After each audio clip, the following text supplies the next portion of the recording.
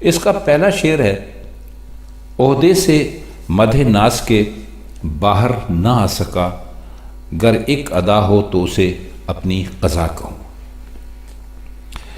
یہ یہاں پر جو عہدے کا لفظ استعمال ہوا ہے، یہ اردو میں آپ جانتے ہیں عہدہ برا آپ نے سنا ہوگا، بہت عام سا ہے، کئی مرتبہ دن میں کئی مرتبہ نظروں سے گزرتا ہے۔ عہدہ برا کا مطلب ہوتا ہے کہ اپنا کام پوری طرح سر انجام دے دینا، اور مدح ناز جو انہوں نے لکھا ہے وہ مدح کا مطلب ہوتا ہے تعریف کرنا، اور ناز سے مراد اس وقت ان کا اپنا معشوق ہے۔ اور باہر نہ آ سکا یعنی اس سے زیادہ میں کچھ کہہ نہ سکا۔ ادا آپ جانتے ہیں محبوب کا ناز، نخرہ، اور قضا کہتے ہیں موت کو۔ یہ تو اس کے مشکل الفاظ کے معنی ہو گئے۔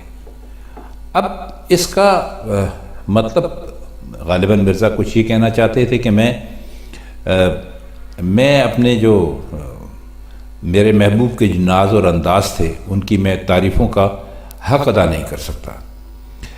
اگر اس کی ایک ادا ہوتی تو میں کہہ سکتا تھا کہ میرے لیے قضا کو حکم رکھتی ہے، یعنی ایک ایسی ادا ہے کہ جو مجھے مار سکتی ہے، مار کے رکھا ہے۔ لیکن یہاں تو اللہ جانتا ہے کہ ہمارے محبوب کی کتنی ہی ادائیں ہیں، یعنی اس کے بات کرنے کی ادا اور ہے، ہنسنے کی ادا اور ہے، چلنے کی ادا اور ہے، مسکرانے کی ادا اور ہے، یعنی سراپا ادا ہے ایک طرح سے غالب کا محبوب۔ اور محبوب کے ہر ایک فعل میں ان کو ایک علیحدہ سے ایک ادا دکھائی دیتی ہے۔ تو وہ اسی کا ذکر کر رہے ہیں کہ بھئی میں ان کی جو وہ ہے ناز و ادا ہیں، جو ان کے نخرے ہیں، جو ان کے عشوے ہیں، تو میں اس کی تعریف کرنے کے قابل نہیں ہوں۔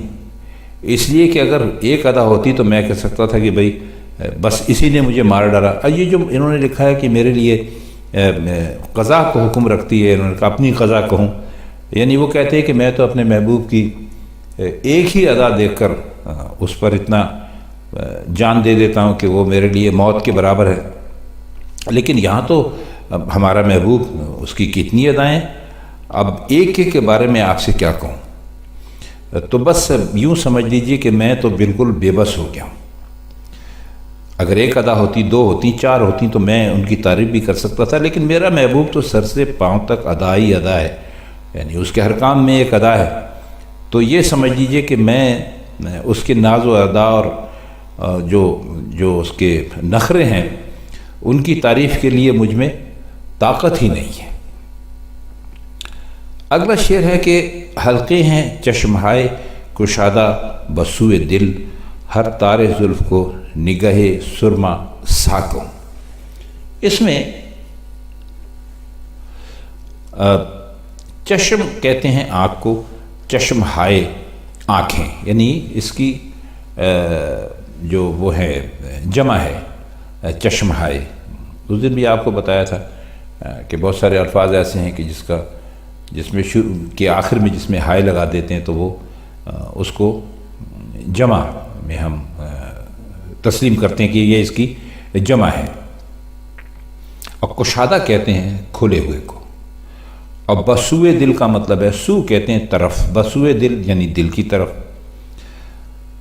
اور نگاہ سرما سا کا مطلب ہوتا ہے سرما آلود نگاہ، یعنی سرمگی آنکھ جسے آپ نے سنا ہوگا کہتے ہیں، تو وہ کہتے ہیں کہ سرما آلود نگاہ۔ تو اتنا مشکل کہنے کی بجائے آپ یوں سمجھ لیجیے کہ وہ آنکھیں جو کہ جن میں سرما لگا ہوا ہوتا ہے۔ کہتے ہیں کہ محبوب جب اپنی آنکھوں میں سرما لگا لیتا ہے تو وہ اس کی آنکھیں مزید سیاہ ہو جاتی ہیں اور مزید اس سے خوبصورت ہو جاتی ہیں، اسی لیے وہ سرمگی آنکھ کی نظر والا بھی آپ نے سنا ہوگا، شعروں میں پڑھا ہوگا، اور ویسے بھی لوگ استعمال کرتے ہیں۔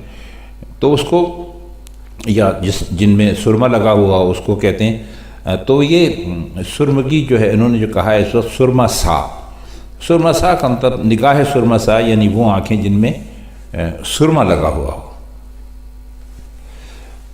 تو فرماتے ہیں کہ کہ میرے محبوب کی جو حلقے، آپ نے دیکھا ہوگا حلقے کا لفظ استعمال کیا ہے، یہ حلقے اصل میں ہیں جو زلفوں میں بالوں میں چھلے پڑے ہوئے ہوتے ہیں.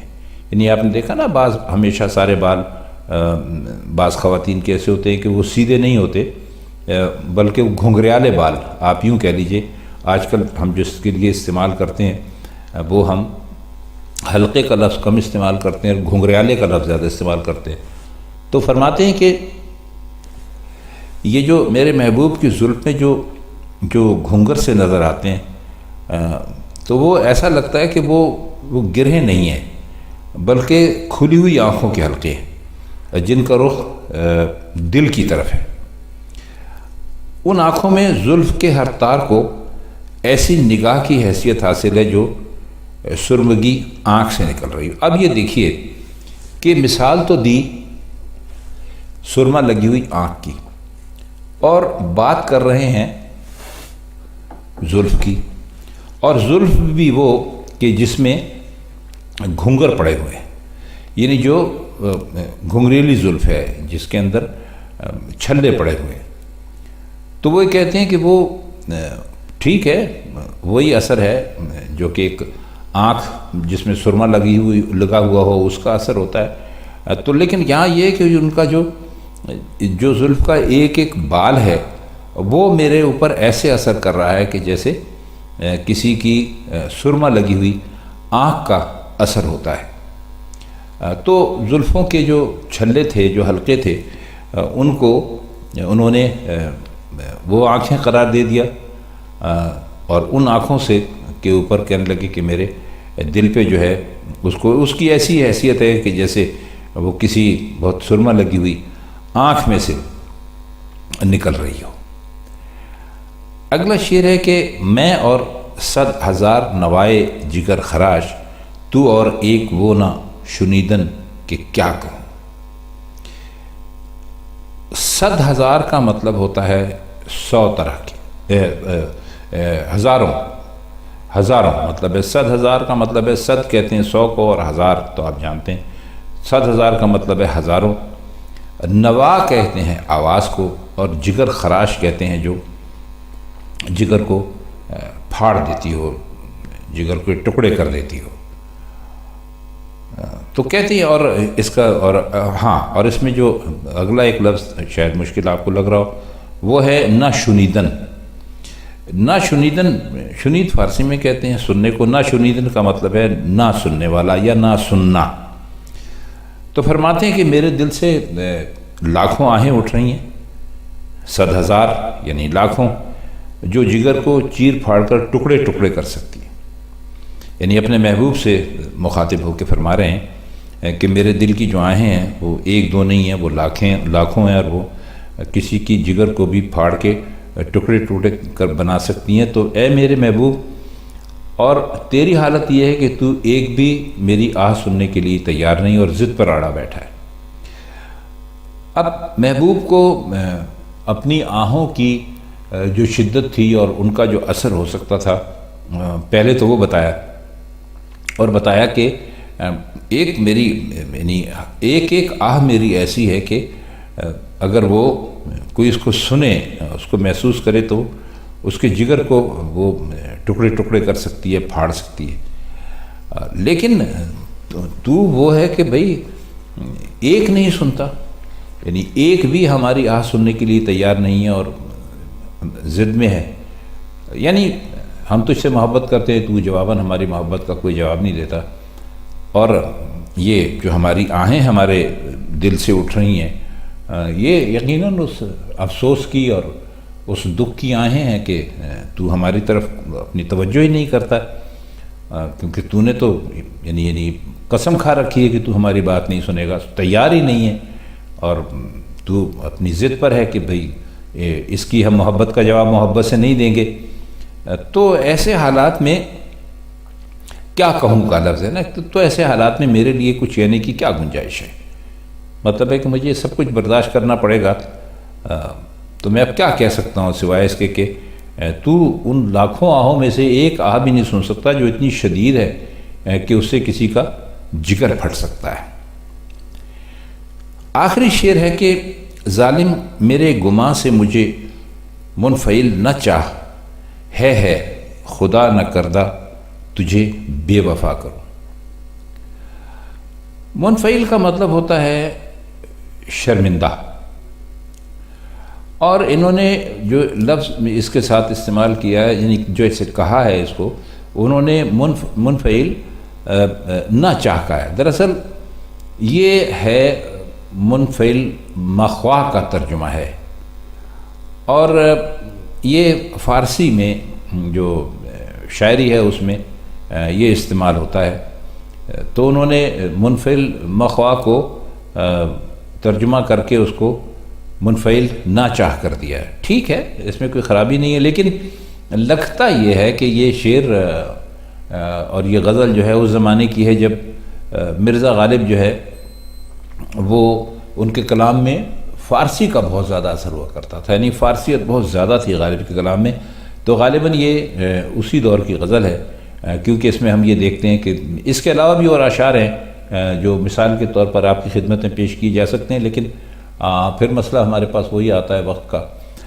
تو اب بس اتنا ہی کافی ہے کہ یہ منفعل نچا جو ہے اس کو دراصل انہوں نے منفعل جو خواہ کا ترجمہ ہے اس کو ترجمہ کر دیا۔ اور یہ شعر ابھی ہم نے آپ سے عرض کیا کہ اس زمانے میں غالب پر فارسیت جو تھی وہ بہت غالب تھی، اور خدا نہ کردہ کا مطلب ہوتا ہے اللہ نہ کرے، خدا نہ کرے۔ یہ بھی انہوں نے وہیں سے لیا، خدا نہ کردہ۔ ویسے ٹھیک ہے شعر کے حساب سے تو ٹھیک ہے، اور ہے ہم نے آپ کو پہلے ہی بتایا تھا۔ اس میں افسوس کے ساتھ ساتھ ایک حیرت، جب یہ دو دفعہ ہے ہوتا ہے، اب تو متروک ہے، استعمال نہیں ہوتا، لوگ اس کو استعمال نہیں کرتے، لیکن پرانی شاعری میں بھی اور کہیں کہیں نثر میں بھی اردو کی ہمیں یہ ہے کا جو لفظ ہے، بلکہ دو الفاظ ہیں، یہ مل جاتے ہیں۔ تو ہے سے ان کا مطلب یہ ہے کہ بھئی اللہ نہ کرے کہ بھئی ایسا کبھی ہو۔ تو مطلب کچھ ایسا ہے کہ میرا جو ظالم محبوب ہے اسی سے مخاطب ہیں کہ میرے ظالم محبوب، میرا گمان تجھے بے وفا سمجھا بیٹھا تھا، یعنی میں سمجھ رہا تھا کہ تو بے وفا ہے، لیکن میں نے تیرے حق میں ایسا خیال تک گوارا نہیں کیا۔ اب خدا کے لیے مجھے میرے گمان سے شرمندہ نہ ہونے دے، اور کہ میں بے بس ہو کر یہ کہنے پہ مجبور ہو جاؤں کہ تو واقعی بے وفا ہے۔ تو اب دیکھیے پہلا مصرع آپ کے سامنے بالکل صاف ہو گیا کہ میرے گمان سے مجھے منفعل نہ چاہ۔ کہتے یہ ہے کہ ابھی تک تو میرا صرف یہ خیال ہے کہ بھئی تو جو ہے وہ بے وفا ہے، لیکن اب تو جو کچھ کر رہا ہے میرے ساتھ، اب اس سے تو مجھے ایسا لگتا ہے کہ شاید میرا گمان جو ہے وہ درست ہو، تو مجھے میرے گمان سے شرمندہ مت ہونے دے، کہ جب میرے سامنے کوئی راستہ بھی نہ رہے تو میں کہوں کہ بھئی واقعی تو بے وفا ہے، اور مجھے اپنے گمان سے شرمندگی ہو۔ اصل میں اس شعر کی جو لفظی اور جو معنوی خوبیاں ہیں ان کو بیان کرنا بہت مشکل ہے۔ مثلا محبوب کو ظالم کہہ کر خطاب کیا، یعنی ایک لفظ میں بتا دیا کہ وہ برابر ظلم کر رہا ہے اور اسے وفا کا بھی کوئی خیال نہیں ہے۔ پھر فرمایا کہ گمان پہلے یہی کہہ رہا تھا، لیکن میں گمان کی بات ماننے کے لیے ہرگز تیار نہیں تھا۔ گمان کا مطلب اگر آپ بہت کھول کر کریں تو ایسا ہوتا ہے کہ کسی کے بارے میں انسان کو یہ خیال آئے، یہ یقین ہو جائے کہ فلاں ایسا ہے یا فلاں ایسا کرتا ہے۔ تو وہ بھی یہ کہہ رہے تھے، پھر کہا کہ بھئی اب میں شرمندگی سے دو چار ہو رہا ہوں، کیونکہ میرا گمان جو تھا وہ سچا نکلا اور میں جھوٹا ہوا۔ ظاہر ہے کہ جب کہیں دو افراد کے درمیان بھی کہیں بات ہو رہی ہے اور ایک سچا نکلے اور ایک جھوٹا نکلے تو جھوٹے کو بیچارے کو شرمندگی ہوتی ہے۔ تو وہ کہتے ہیں اس حالت میں مطلب ایک دہائی دے رہے ہیں کہ بھئی کچھ کر، کچھ خیال کر، ہے خدا نہ کرے میں تجھے بے وفا کہوں، مطلب تو ثابت تو ہو چکا ہے۔ پہلے میرا گمان تھا تو میں اپنے گمان کو جھٹک دیتا تھا کہ نہیں میرا محبوب بے وفا نہیں ہو سکتا، اور تو غلط کہتا ہے، لیکن کہتے ہیں کہ تو نے صورتحال وہ پیدا کر دی ہے کہ مجھے اپنے گمان سے شرمندگی ہے، اور میرا گمان اب مجھ سے کہہ رہا ہے کہ بھائی سناؤ، ہم جو تم سے کہتے تھے کہ وہ بے وفا ہے، تو کہتے ہیں کہ بھائی مجھے گمان کے سامنے شرمندہ ہونے سے بچا لے، اللہ نہ کرے کہ میں تجھے بے وفا کہوں۔ تو خواتین حضرات، یہ تھی مرزا غالب کی آج کی غزل، کچھ مشکل الفاظ کے معنی اور اس کے شعروں کا کچھ مطلب ہم نے کرنے کی کوشش کی۔